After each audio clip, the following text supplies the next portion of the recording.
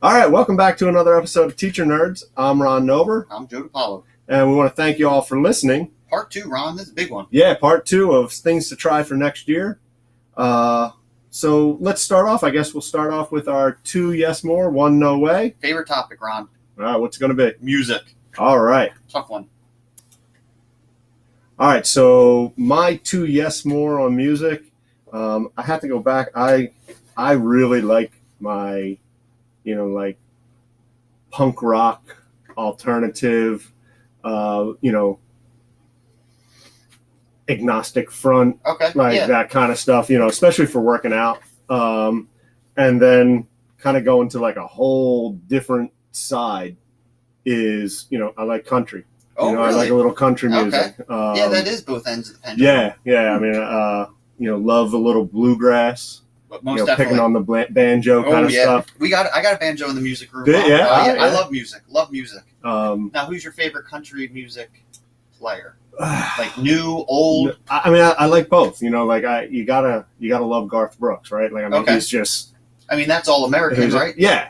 But John Denver is like one person who I wish I could have seen in concert. Yeah, Rocky Mountain High. Yeah. One of my favorite John Denver songs. Probably one of my only John Denver songs that I do have downloaded and listened to. Yeah, that's a good song.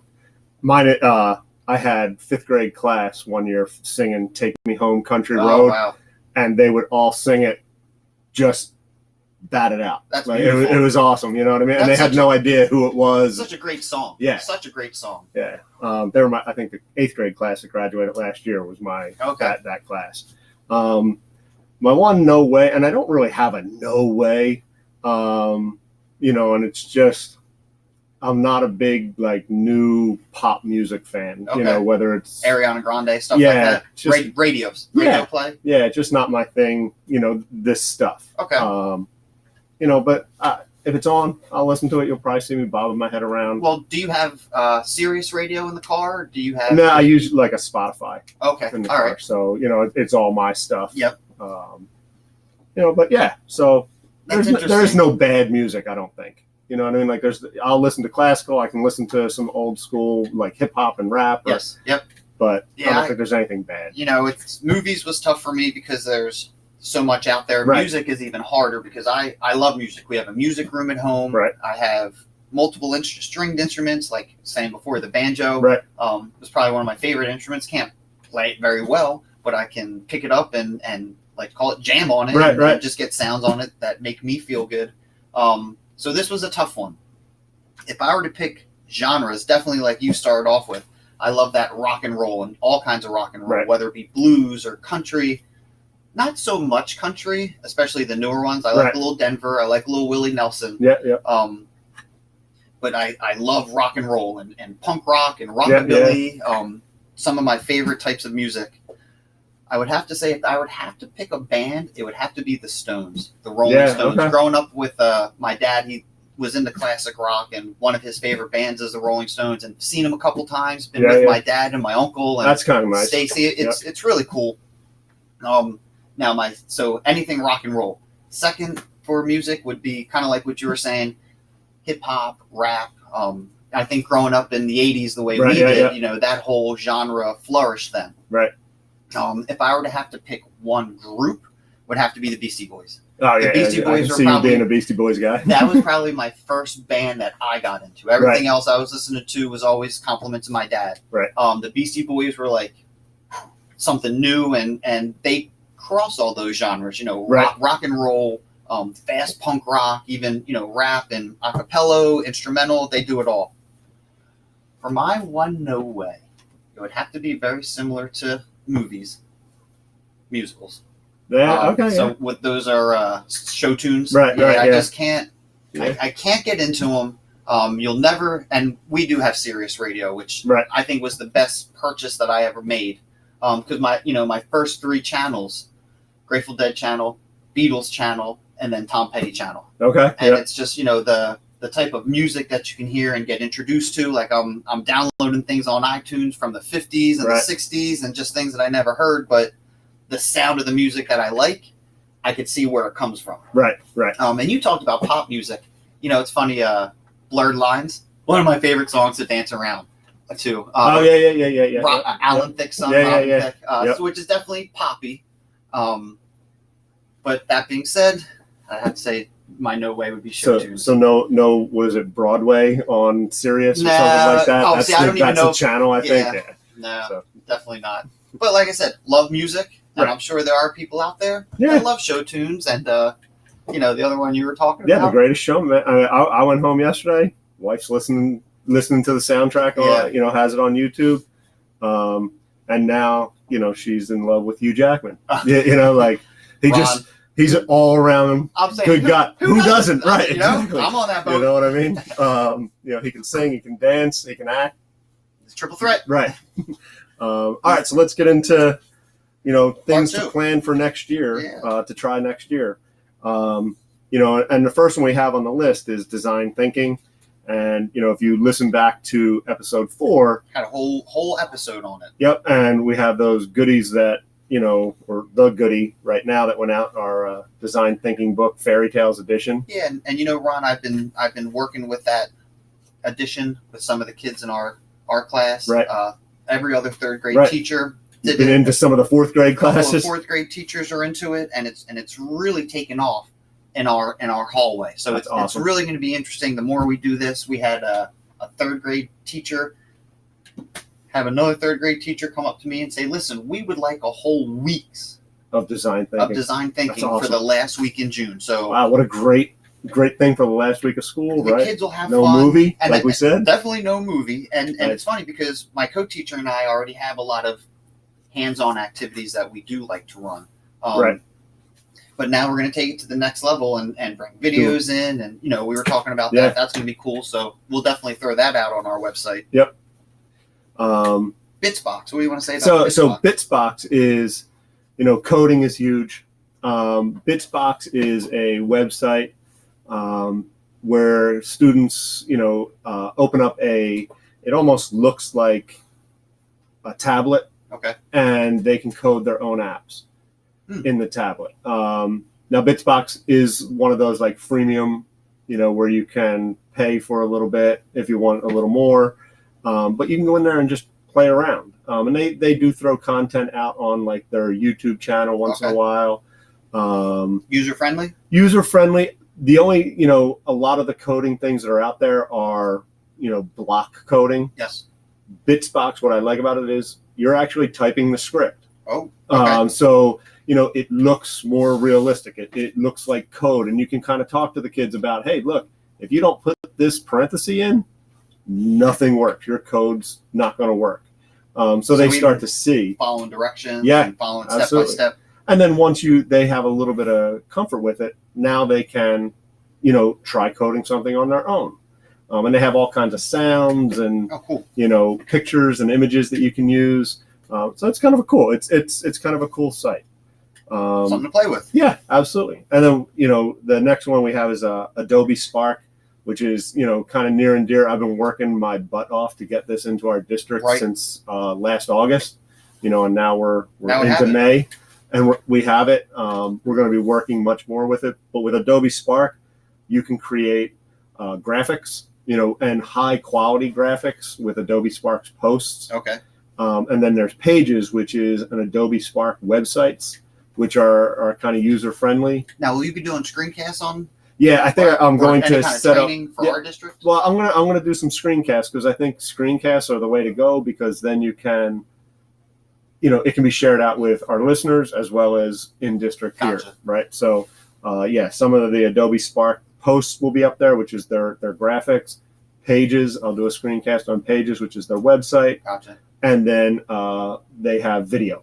Nice. Which video is, editing? Yep, video editing. It's not as robust as something like WeVideo, which, we use and we love. But it's simple editing, and you can do voiceover, you can add music in, and you can put images in. Okay. So kind of like a slideshow almost. Perfect start. Yeah, it's great for younger kids.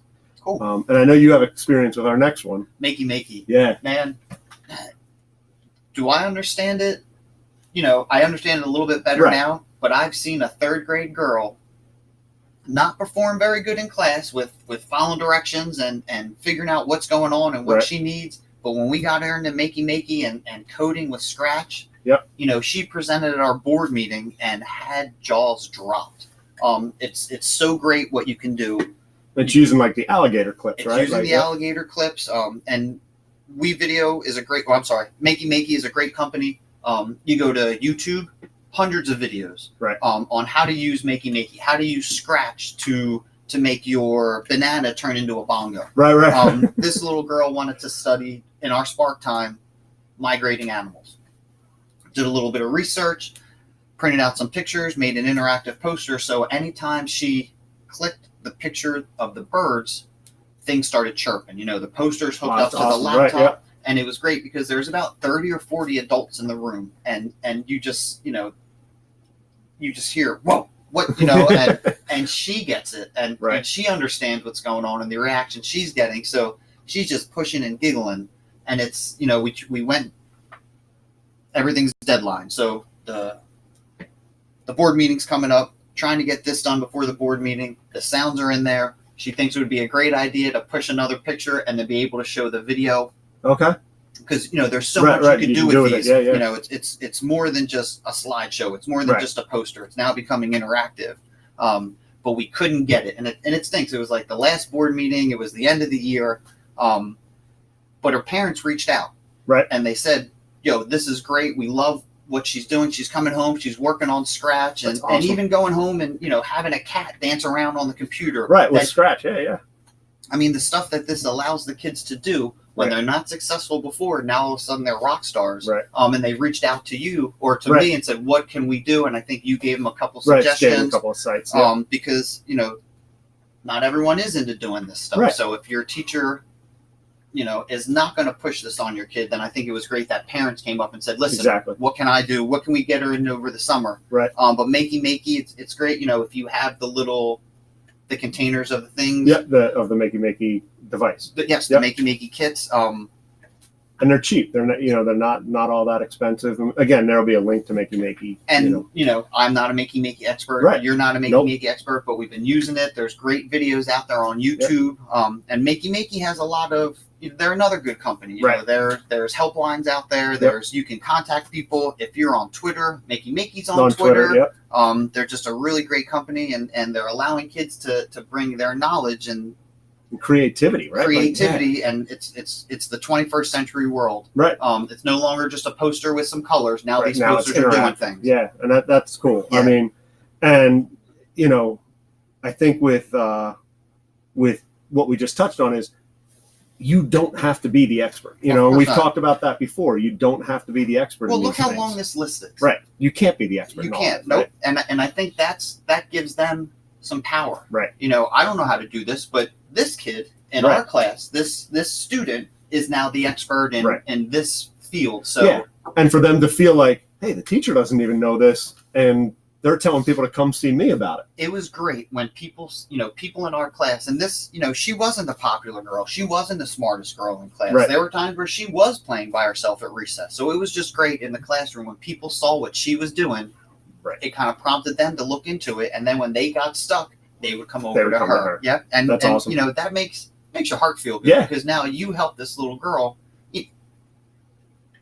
They're all worth, you know, everybody's worth something. Yes, and they all have something to give. And it's great that you now are able to take this little girl and throw her out into the world, and she's going out there confident, like, I'll help you with that. I know how to do Makey. Stops doing exactly, you know, whatever she's doing, and then we'll go and help someone. So that was great to see. And it all came from her playing around with Makey.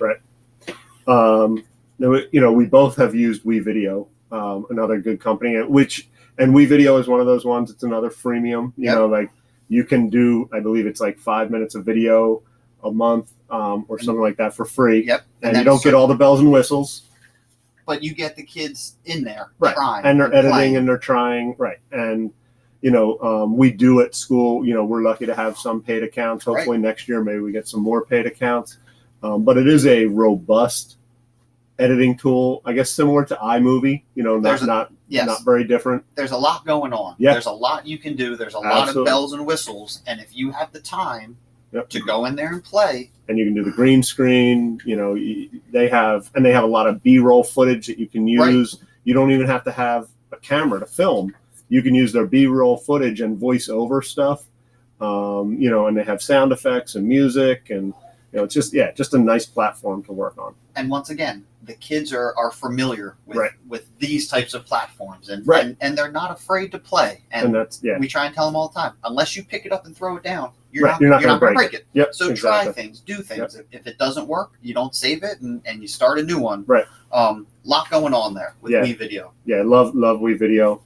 And again, so on Twitter, you know, they share things out, and their website has a lot of good information on it for educators. Is it John Klein who was the WeVideo guy on Twitter? Lisa, yep. You know, the stuff he was doing with a green piece of construction paper, and that's your green screen, and then to see you guys have the morning news, right? You know, to see the student yesterday. Yeah, I think it was yesterday. She's got the green construction paper, and she's telling jokes they're telling jokes back and forth. Yeah, and the best thing, you know, when everything's done, she rips up the paper and throws it down. I mean, and she's in 5th grade. 5th grade, yeah, yep. And they've actually, the two of them have actually gone to the 8th grade to help them edit green screen videos. Wow. That's sweet. Which is really great to see 5th graders coming down to help out 8th graders edit, you know, video. Well, I have 2 kids in 3rd grade that are doing it, and they were doing it so much that you were like, yo, give them, we have these paid accounts. So that, you know, they took it up to the next level, and that's what's cool. They're in 3rd grade and playing around and doing this. Exactly. And then who knows what will happen in 4th grade. And how many want to be a YouTube star, right? Well, so you learn to edit your video. Well, and that's what was cool. That the kid wanted him riding the quad. So his mom takes video of him at home on her iPhone, gets it into his drive. He comes to school, finds it in his drive, puts it in, and then stands in front of the green screen, you know, talks all about quad safety, and the video is of him in the back, you know, doing donuts and just having a blast. Oh, and 9 years old, Ron. Right. 9 years old. And problem solving, right? I can't take the video of me riding the quad here at school. What do I need to do? I need to get my mom. She's going to put it into my Google Drive. And it's great because mom's like, Mr. Paulo, I don't know about Google Drive. How do I get something? Exactly. Like, I don't even have Google Drive on my phone. So, you know, talking about things, and the kid sees me do it. So he's like, well, Mr. Paulo has it on his phone. And I see him do this and do this. And there you go. And then I'm looking, and, you know, with the green screen, you're playing around with transparency and everything, and I'm watching him. I said, "Wait a minute, what are you doing?" He goes, "Well, you know." So now he's like, "You got to do this," and it's, you know, he's up there, and I can't wear green shirts anymore because the shamrock on my shirt, you know, you can see through. Yeah, it's just really cool to see that whole process take place. Right. And if you don't let go of the power, it'll never happen. Yeah. We have a few here. Let's touch on the one that you know, I know we've talked about and you use in your class, whole brain teaching. Whole brain teaching is great. I mean, I know you love it. And, you know, I went into other 3rd grade classrooms to do our design thinking thing. I went into the 4th grade classrooms, and that's the first thing I say is, guys, you know, thank you for letting me come in. When I want everyone's attention, I'm going to call class. And then I pick on the kids that had me before. When I call class, what happens? And I mean, without any training, Ron, and the kids get wild and they get crazy, and I like to have fun and make fun of them and tell jokes and stuff like that. Like, I want to interact with the class. And when it does get wild and they are calling out and giggling and having their own conversations, a simple class gets them all turned around, and you can pull it all back just like that attention. with one quick word. And then, you know, we're doing fairy tale editions. So instead of just saying class, once they start to get it, it's class once upon a time, and they respond with yes in a land far, far away. And you know, they're motioning, they're going through things, and they're you know, their hands on their forehead, and they're looking right at me. You know, it's you got to have fun in the class. And how many times do you yell at kids for talking in class? Now you give them things that they can move, they can say, and you get those motions in there. And that's Chris Biffle, right? Chris Biffle, yep. And there's all kind. You know, I was actually on whole brain teaching the other day. You can be a whole brain certified teacher with the different levels, and I mean the resources that he has up there. It's all free. And he has the scoreboard, right? Scoreboard, so again, you're not calling out one student for a problem, right? You're not singling anybody out. It's the class versus you to see who wins. And it's great because that one little thing, and you know, before lunch, if they have more smiley faces, they get an extra minute of recess. Right. So you make up so much time. With you know, not having to bring kids back to attention, and you know, not have to deal with little disciplinary problems. you make up so much time. Right. That 1 minute you might lose, it's nothing. Right. And that's it. You put this all in place in the beginning of the year. We spend all September working through whole brain teaching routines. Right. But the time you save it's unbelievable, extraordinary, and it's great because especially this time of the year, right? The kids are done, you know, right? Everybody's kind of checked out. Testing's over, right? Man, you can come down that hallway, and more times than not, people walk into our class and they go, "So quiet in here." Right. It's like, yeah, because they come in, they know what's going on, they right. know what's expected of them. They want smiley faces on the scoreboard, right. So anytime they get a compliment, they're getting a smiley face on the scoreboard. And it really works. And you know what? There's times it's nice out. They don't win. I don't give it to them. Right. Well, I hold them accountable. You hold accountable. Right. And it's great because my thing is we can't even tie. Right. You know, like, no tie. Tie doesn't go to the runner. A tie's like kissing Aunt Mildred. And no one wants to kiss Aunt Mildred. You know, and they learn and they watch the scoreboard, man. Right. They watch the scoreboard. They start to learn. Oh, I'm going to do a smiley face if I say 7 times 3 is 21, because if I have 3 groups of 7. So now all of a sudden our answers start to get a little better. Okay. They start to explain things in words, right. Which guess what? Eventually on the test, That's they have to explain. Yeah. Right. So if they can talk about it, it does transfer nicely over into writing about it. So, I mean, definitely something to check out. You know, I love whole brain teaching, and even for the classroom management part of it. Most definitely, you know, they have classroom norms like raising your hand quickly, right. following directions quickly. Yep. It's and the last one, make your dear teacher happy. Right. If the teacher's covers happy, everything. Right. Well, most definitely, and it starts with respect, though. Right. You know, and we talked about this. Right before our show. You know, if you give these kids respect, if you show them, I'm here to respect you. And I care about you, and I care about what you do. I care about how you feel. I care about how you are at the end of the day. Right. They start to catch on like, hey, you know what? Maybe he really does care about me. So when I do have to bust my butt on this NJSLA, right. I might, because I've made such a good connection with my teacher. Yeah. And like I said, I went into all these other classes that did not do whole brain teaching, and just like that, you know, you're able to get them. So It doesn't take long to get that, especially the class yes. You know, because you can, and I've used it in the past, and you can be silly, and it's just a call and response, right? So it's however I say class, they respond yes.